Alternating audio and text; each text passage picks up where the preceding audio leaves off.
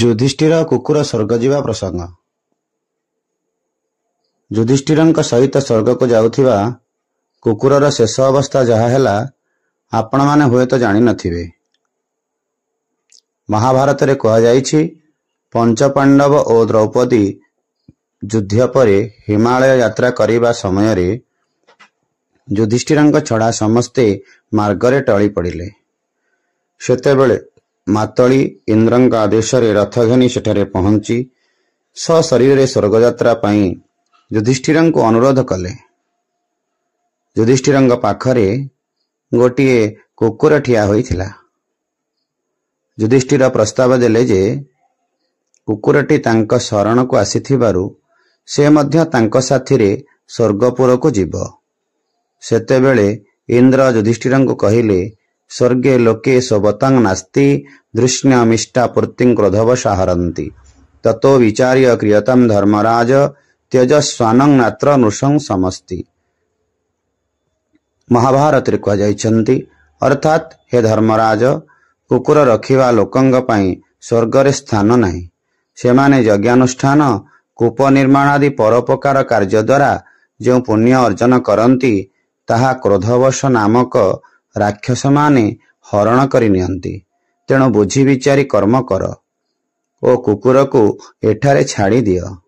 ଏପରି କରିବା କୌଣସି ପ୍ରକାର ନିର୍ଦ୍ଦୟତା ନୁହେଁ। ଯୁଧିଷ୍ଠିର କହିଲେ, ଏହି କୁକୁର ମୋର ଶରଣକୁ ଆସିଛି। ଏହାକୁ ମୁଁ ପାଳନ କରିନାହିଁ। ଏବେ ଏହାକୁ ମୋର ଅଧା ପୁଣ୍ୟ ଦାନ କରୁଅଛି।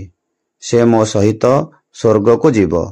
ଏହା କହିବା ପରେ କୁକୁରଠାରୁ ଧର୍ମରାଜ ପ୍ରକଟିତ ହେଲେ। ସେ କହିଲେ, ହେ ଯୁଧିଷ୍ଠିର, ମୁଁ ତୁମକୁ ପରୀକ୍ଷା କରିବା ପାଇଁ ଆସିଥିଲି। ତୁମେ ଜୟଲାଭ କଲ।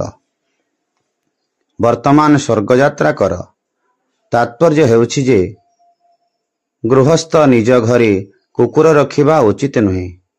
ମହାଭାରତରେ କୁହାଯାଇଛି, ଭିନ୍ନ ଭାଣ୍ଡଂ ଚ ଖଟ୍ୱାଂ ଚ କୁକୁଟଂ ଶୁନକଂ ତଥା ଅପ୍ରଶସ୍ତାନି ସର୍ବାଣି ୟଶ୍ଚ ବୃକ୍ଷ ଗୃହେ ରୁହଃ ଭିନ୍ନ ଭାଣ୍ଡେ କଳିଂ ପ୍ରାହୁଃ ଖଟ୍ୱାୟଂ ତୁ ଧନକ୍ଷୟଃ କୁକୁଟେ ଶୁନକେ ଚୈବ ହବିର୍ନାଶ୍ନନ୍ତି ଦେବତାଃ ବୃକ୍ଷମୂଳେ ଧ୍ରୁବଂ ସତ୍ୱଂ ତସ୍ମାତ୍ ବୃକ୍ଷଂ ନ ରୋପୟେତ୍।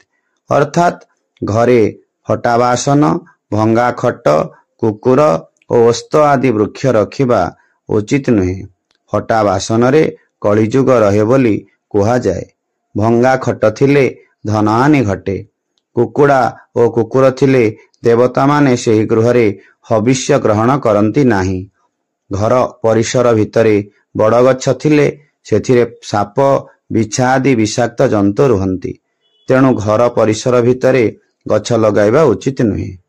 କୁକୁର ଅଶୁଦ୍ଧ ଓ ଅପବିତ୍ର ଜନ୍ତୁ। ତାହାର ଖାଦ୍ୟପେୟ, ସ୍ପର୍ଶ, ଏଠାରେ ସେଠାରେ ବସିବା ଆଦି ଦ୍ୱାରା ଗୃହସ୍ଥର ଅନିର୍ମଳ ଓ ଅଶୁଦ୍ଧ ହୁଏ। ଅପବିତ୍ରତାର ଫଳ ମଧ୍ୟ ଅପବିତ୍ର, ନରକ ଆଦି ହୁଏ। ତେବେ କୃଷିକ୍ଷେତ୍ର ପ୍ରଭୃତିର ସୁରକ୍ଷା ପାଇଁ କୁକୁର ରଖିଲେ ହାନି କ'ଣ? ଅତଏବ କୁକୁରକୁ ଶସ୍ୟ କ୍ଷେତ୍ରର ସୁରକ୍ଷା ପାଇଁ ରଖାଯାଇପାରେ। ତାହାକୁ ଖାଦ୍ୟପେୟ ଦିଆଯିବା ଉଚିତ, କିନ୍ତୁ ତାଠାରୁ ଦୂରରେ ରହିବା ବାଞ୍ଛନୀୟ।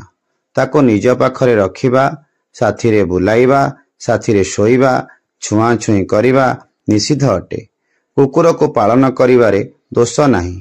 ପ୍ରକୃତ ପକ୍ଷରେ ସବୁ ପ୍ରାଣୀଙ୍କର ପାଳନ କରିବା ଗୃହସ୍ଥର କର୍ତ୍ତବ୍ୟ। ପରନ୍ତୁ କୁକୁର ସାଥିରେ ମିଳିମିଶି ରହିବା, ତାକୁ ପାଖରେ ଶୁଆଇବା, ତାଠାରେ ଅଯଥା ଆସକ୍ତି ରଖିବା ପତନର କାରଣ ଅଟେ। କାରଣ ଜୀବନର ଶେଷ ସମୟରେ କୁକୁର କଥା ମନେ ପଡ଼ିଲେ ପରବର୍ତ୍ତୀ ଜନ୍ମରେ କୁକୁର ହେବାକୁ ପଡ଼େ।